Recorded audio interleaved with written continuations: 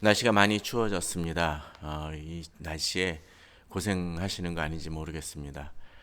서울은 20년 만에 강추위라고 이야기를 합니다. 광주는 50년 만에 추위라고도 하죠. 이런 속에서 사실은 밖에 나다니는 것 자체가 참 두렵고 떨립니다. 연세 있으신 분들은 또 이럴 때일수록 더 주의해야 합니다.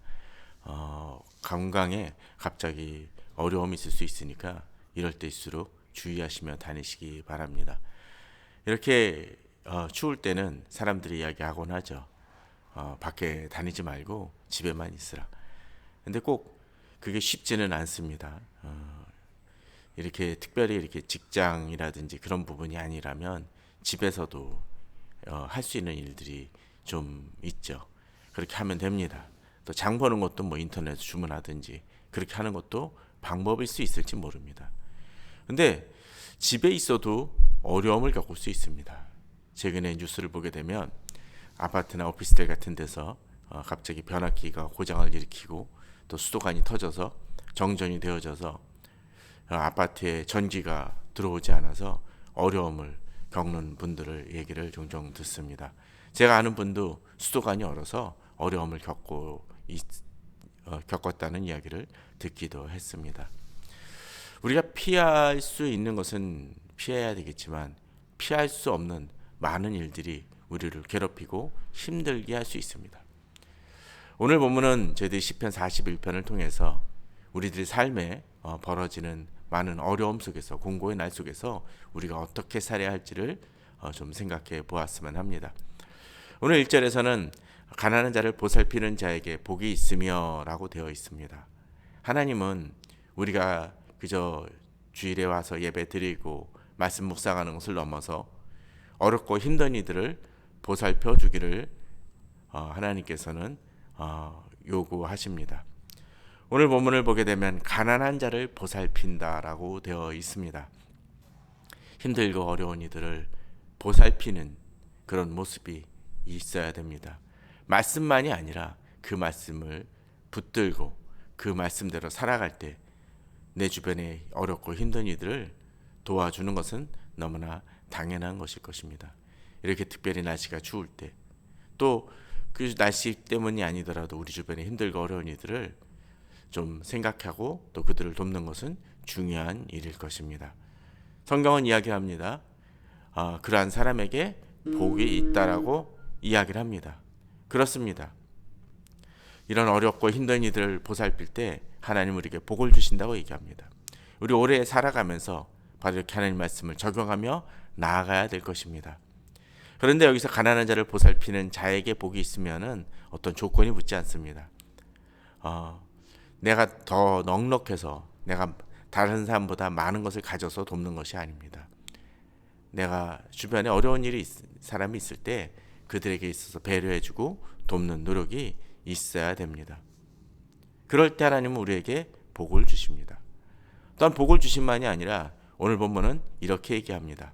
재앙의 날에 여호와께서 그를 건지시리로다 라고 되어 있습니다. 그렇습니다. 우리가 힘들고 어려운 일이 일어날 때 주님께서는 우리를 건지십니다. 우리를 도우시는 하나님이십니다. 그 하나님을 바라며 나아가야 될 것입니다. 또 2절에서는 그렇게 얘기합니다. 이렇게 어떻게 재앙의 날에 우리를 건지십니까? 여호와께서 그를 지키사 살게 하시리니. 우리에게 비록 어렵고 힘든 일이 마치 그 강추위가 임했었을 때 그것을 피하려고 집에만 틀어박혀 있어도 어떤 때는 어려움이 발생하는 것처럼 우리가 어려움이 닥칠 때 하나님이 우리를 지키신다라고 또 살게 하신다라고 이야기합니다. 하나님은 이러한 과정을 통해서 세상에서 우리가 복을 받게 하실 것이라고 이야기합니다. 그렇습니다. 우리가 살아가면서 어렵고 힘든 일이 없을 수는 없습니다. 그런 속에서도 주님은 우리를 지키십니다. 그저 부어지는 물질이라든지 뭐 그런 것만이 복이 아니라 우리를 하나님이 지키시는 것 자체가 복을 받는 것입니다. 아무리 많은 것을 가졌다 할지라도 어렵고 힘든 일을 겪음을 통해서 계속적으로 불안과 힘듦이 있다면 그것은 이 삶이 평안하다라고 말할 수 없을 것입니다. 어렵고 힘든 일이 일어나더라도 하나님이 지키시는 복을 받는 것, 그것이 우리에게 필요합니다. 특별히 이렇게 코로나로 인해서 또 올해도 아무리 집단명이 이루어진다 할지라도 그 여파와 후유증이 있을 것이 뻔한 이 올해 같은 2021년에 정말 이 말씀은 우리들에게 위로가 되어줄 것이고 힘이 되어줄 것입니다. 우리를 괴롭히는 많은 문제들, 그 속에서 또 우리를 휘둘르려는 많은 사람들, 특별히 본문은 원수라고 되어 있는데 그런 원수들이 그 뜻대로 우리를 움직이려고 할 때 하나님이 우리를 지키신다라고 2절에선 이야기합니다. 또 5절에서 그렇습니다. 나의 원수가 내게 대하여 악담하기를 그가 어느 때나 죽고 그 이름이 언제나 없어질까 하며 나를 보러 와서는 거짓을 말하고 그 중심에 악을 쌓았다가 나가서는 이를 넓히 선포하며 나를 미워하는 자가 다 하나같이 내게 대하여 수군거리고 나를 해하려고 꾀한다라고 되어 있습니다. 오늘 본문을 보게 되면 바로 대적들이 우리를 괴롭히려고 합니다. 우리를 해코지하려고 합니다. 살다 보면 이런 사람들이 우리 주변에 있습니다. 어렵게 하고 우리를 힘들게 하는 이들이 있습니다. 그러나 주님은 우리를 지키신다라고 되어 있습니다. 그들이 아무리 공격한다 할지라도 그것을 하나님이 막아주신다라면 그들의 공격이나 우리를 이간질하고 힘들게 하는 그러한 것들은 우리에게 아무 소용이 없을 것입니다. 그러한 믿음으로 우리가 나아가야 될 것입니다.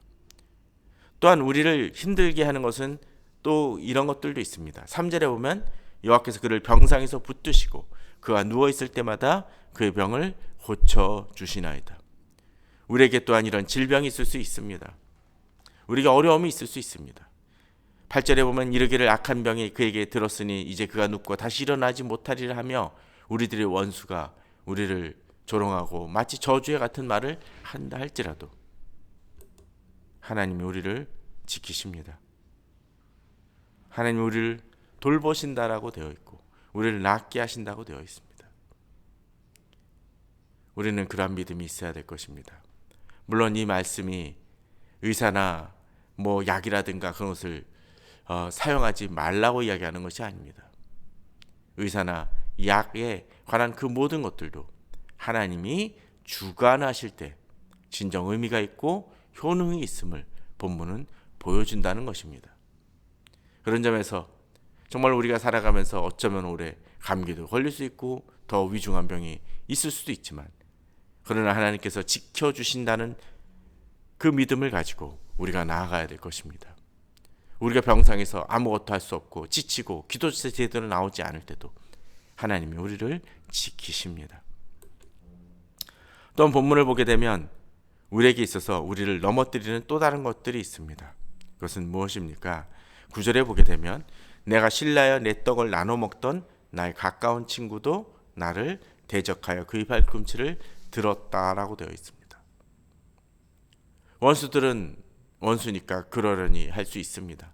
나를 계속적으로 조롱하며 힘들게 하던 이들이 나를 계속적으로 괴롭히고 해코지하려는 것은 그들의 원래 모습이니까 그렇다라고 생각할 수 있을지 모릅니다. 그런데 본문은 나의 가장 가까운 친구도 나를 대적한다라고 되어 있습니다.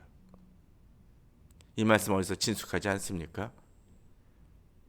신약에서 바로 예수님의 그 제자들 사이에서 금전궤를 막고 또 여러 가지를 집행하는 중요한 일을 했었던 바로 가룟 유다에 대한 예언입니다. 그렇게 가까이 두었는데도 주님을 배신합니다.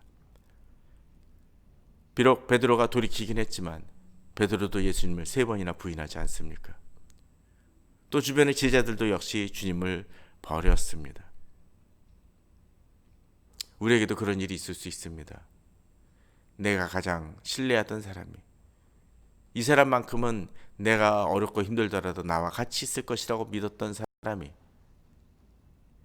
나를 버리는 정도가 아니라 배신할 수 있습니다. 그럴 때 우리는 힘듭니다. 어렵습니다. 그러나 그 속에서도 한 분이 내게 같이 합니다. 바로 예수 그리스도이십니다. 하나님이십니다. 그분이 내게 은혜를 베푸시고 나를 일으키십니다. 그것이 대적이건 또 원수이건 또 나를 배신한 친구이건 질병이건 주님은 나를 지키십니다. 나를 건지실 것을 믿고 믿음으로 나아갈 수 있어야 될 것입니다. 그런데 이러한 것들은 그래도 내가 잘하고 있는데 이런 일이 벌어지니까 정당성이라도 있습니다. 그러나 그렇지 못한 경우도 있죠. 어떤 경우입니까? 바로 내가 죄에 빠졌을 때입니다. 어떤 때 내게 있어서 죄가 있을 수 있습니다.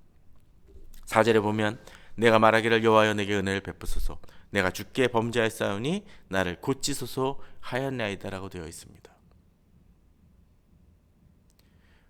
우리가 잘못하지 않은 것에 대해서 하나님의 구원은 당연한 것입니다. 그러나 이렇게 범죄함으로 인해서 하나님의 징계나 그런 것들이 임할 것이라고 생각되어지는 상황 속에서 나는 좌절하고 절망할 수 있습니다. 그러나 그런 속에서도 내가 주께 범죄하였사오니 나를 고치소서라고 얘기합니다. 하나님을 바라보는 이들도 넘어질 수 있습니다. 죄를 범할 수 있습니다.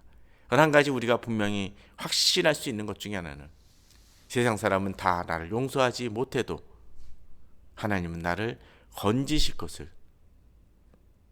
믿을 수 있다라는 것입니다. 바로 그 믿음이 우리에게 있어야 될 것입니다. 내가 비록 넘어지고 실패하며 정말 작심삼일같이 내가 끊었다고 생각되어지는 것을 다시 반복하는 죄를 범한다 할지라도 하나님이 나를 지키시고 돌보실 것을 믿기에 또 나를 용서하실 것을 믿기에 우리는 담대히 하나님께 다시 한번 무릎 꿇습니다. 이것은 죄를 정당화하는 것이 아니라 하나님의 은혜에 힘입는 것을 이야기합니다. 하나님은 우리가 이기게 하십니다. 11절에 내 원수가 나를 이기지 못하오니 주께서 나를 기뻐하신 줄을 내가 알아나이다. 그렇습니다. 우리가 이렇게 의지할 수 있는 이유 중에 하나는 하나님이 나를 기뻐하시기 때문입니다. 하나님이 나를 하나님의 자녀 삼으시고 그 하나님의 자녀 삼으셨기에 더욱더 우리를 사랑하시고 품으시는 그 하나님의 사랑을 우리가 알기에 우리는 그 하나님을 의지하며 나아갑니다. 또 우리 자신 이렇게 하나님을 의지하고 또 하나님 말씀대로 살아가면서 우리가 기억해야 될 것이 있습니다. 12절에 보면 주께서 나를 온전한 중에 붙드시고라고 되어 있습니다. 이것은 하나님이 나를 온전하게 만들어 간다는 것입니다. 우리가 공고의 날 속에 힘들고 지쳐서 그냥 거기서 버티는 기만 하는 사람들도 있을 수 있습니다. 그러나 우리는 한 걸음 더 나아가야 됩니다. 이렇게 곤고하고 힘든 날 속에서 하나님이 나를 온전한 자로 온전함으로 나아가게 하실 것이라는 믿음이 있어야 된다는 거죠. 이것은 성장일 것입니다. 하나님 앞에서 계속적으로 제가 순전해져 나아가는 것일 것입니다.